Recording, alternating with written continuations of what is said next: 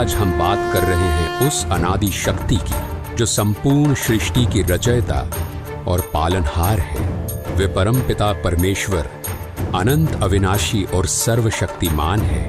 उनकी महिमा का गुणगान चारों वेद करते हैं। उनका स्वरूप इतना अद्भुत और असीम है कि उसे शब्दों में बांध पाना संभव नहीं है।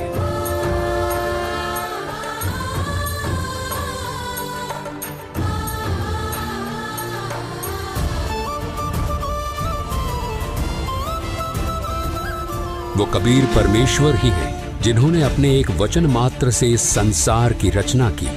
उन्होंने समस्त जीवों को और इस संपूर्ण ब्रह्मांड को उत्पन्न किया। उनकी लीला और सामर्थ्य इतना अद्वितीय है कि उनका वर्णन मानव बुद्धि से परे है। वे सर्वशक्तिमान परमेश्वर ही सब कुछ है। उनका अस्तित्व केवल धर्म ग्रंथों के पन्नों तक ही सीमित नहीं है।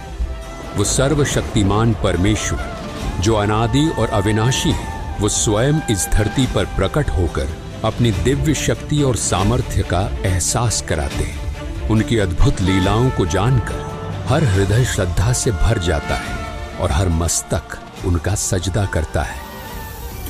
उनकी लीला इतनी चमत्कारी और प्रभावशाली होती है कि वो युगों युगों तक मानव जाति के हृदय और इतिहास में अपनी गहरी छाप छोड़ जाती है। उनकी उपस्थिति सच्चाई, प्रेम और धर्म का ऐसा प्रकाश फैलाती है जो हर आत्मा को परमात्मा की ओर प्रेरित करती है।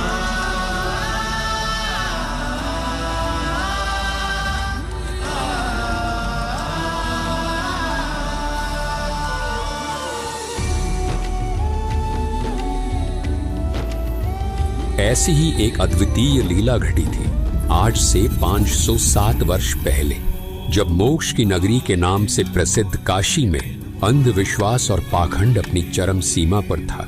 धर्म और अधर्म के बीच की रेखा मिटती जा रही थी क्योंकि कुछ स्वार्थी ब्राह्मणों के लालच ने धर्म को अपने फायदे का जरिया बना लिया था। आस्था और विश्वास को इस हद तक तार तार किया जा रहा था कि काशी के कुछ स्वार्थी पंडित हत्यारे हो चुके थे। काशी और उसके आसपास के क्षेत्रों में यह अफवाह फैलाई जा रही थी कि जो काशी में मरेगा वो स्वर्ग जाएगा और जो मगहर में मरेगा वो नर्क जाएगा। इस प्रकार जनता को धर्म के नाम पर भ्रमित कर उनकी भावनाओं, आस्था और विश्वास का शोषण किया जा रहा था। काशी के पंडे मानो स्वर्ग की टिकट बांटने वाले दलाल बन गए थे। श्रद्धालु जो अपनी आस्था और मोक्ष की चाह से वहां आते थे, वे इन पंडों के सामने फरियादी बनकर खड़े होते और प्रार्थना करते थे